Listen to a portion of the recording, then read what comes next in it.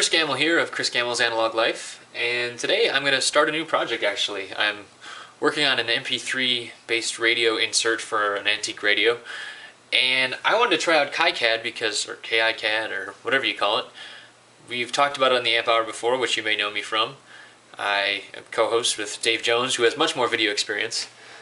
But I wanted to try out KiCAD because it didn't seem there was too many tutorials out there. I think there are a couple, but why not try my own, just kind of give my thoughts about it as I go through. I have experience with Cadence, some Eagle, a little bit of Altium Designer, Don't Tell Dave, and I thought, why not give it a shot and see what I come up with.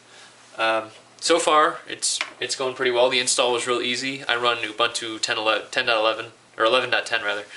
I just installed it, so easy install and not hard to get up and running. But now the real part comes in. I got to start making parts.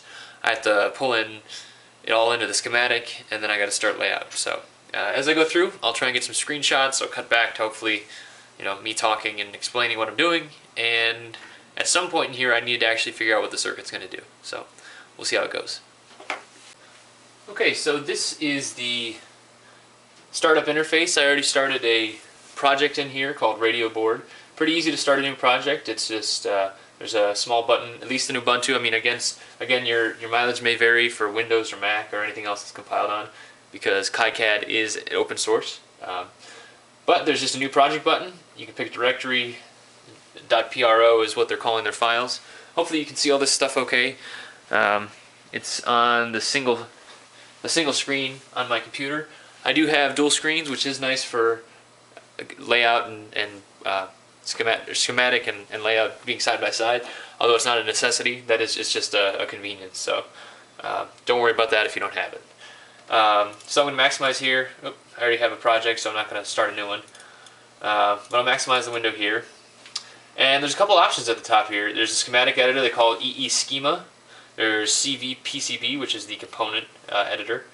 There's the, oh, come on, mouse over. There's PCB New, which is the PCB editor. There's a Gerber view, which you can look at other people's Gerbers if you don't have the source files. And then finally there's a bitmap tool, which allows you to create a bitmap. And that would be helpful if you were trying to, etch your own boards, or if you want to just view it easily. So I'm going to start out with EEschema, and I don't really have I've never, like I said, I've never used this. This is actually my first time using this, so we'll see how it goes. Okay, so we're going to start up with KiChema, or EEschema rather. This is a schematic editor, and again, I'm not sure what's going to happen when we do this, but it's already running. Oh, okay, well that is convenient. No, let's say no. Where are we here? EEschema, here we go. So I had actually opened this up before, so let me move it over to the other desktop. Here it is.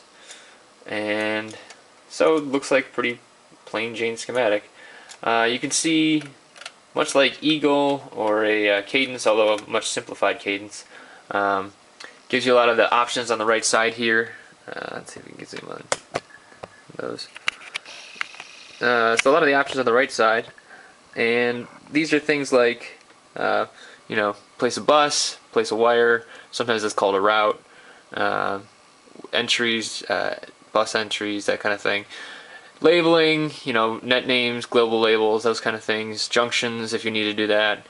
But pretty standard kind of stuff for a layout or for a schematic program. You need to drop components, you need to be able to hook them up, and you need to be able to label them so you know what the heck you're talking about. And I'm guessing somewhere around here too there's a way to create multiple sheets. So we'll try and run through some of these, but mostly I'm just going to start creating this design.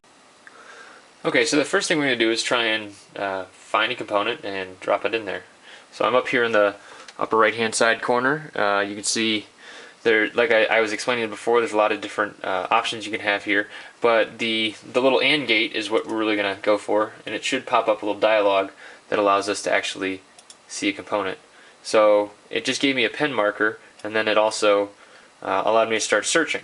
So I'm guessing if I type in resistor here, it'll start searching the resistor list. Now, it found photoresistor because it's the full word, so I'll drop that just for fun.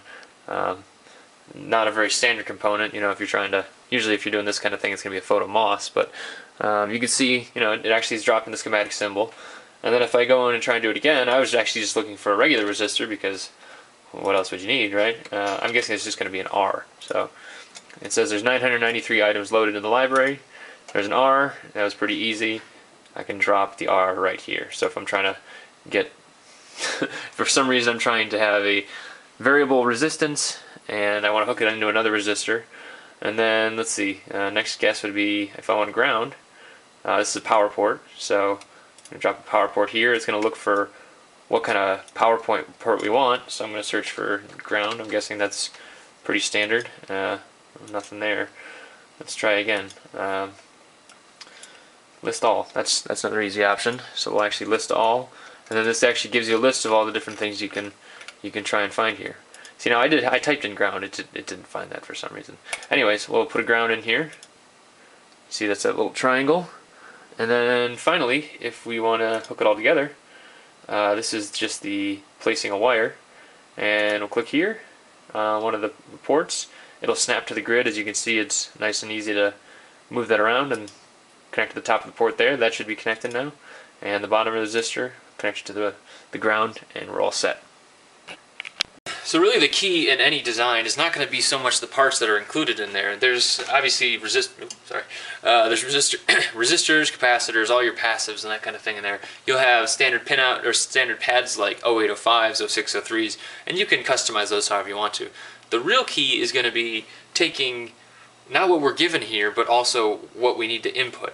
Now the value of a CAD program like Eagle, at least for the hobbyist community, or Allegro, is, or for the professional community, or even Altium, you know, a lot of the times you can actually find a library. Either the vendor will generate the library for you, or you know, you can get it from a friend, you can get it from an online repository. Any of these kind of things are ways to get libraries. When you don't have that, and I still need to search around for KiCAD, you need to basically make your own. Now it's not hard, it's just, it can be time consuming, especially if you're using custom parts or using custom anything. So we're going to step away from the schematic editor for a second. Remember, this is called EEschema, and we're going to step over to the, I don't even remember what it's called. Basically, though, we're going to try and make our own component, and I might break this into a different video. I don't know. And yeah, we'll see how it works. But for now, I mean, the KiCAD schematic editor, not bad. It's really quite a simple interface and very standard. If you used Eagle, it's just going to be a matter of learning shortcuts and learning you know, where all the different things are and what the best ways to do things are. And I haven't investigated myself yet, but I know Eagle does a lot of scripting. A lot of CAD programs always do scripting, so I need to dive into this and see if there's user scripts that we can use too. So hope you've enjoyed it. I probably will make a component in a different video, so hope you enjoyed it, and I'll see you soon.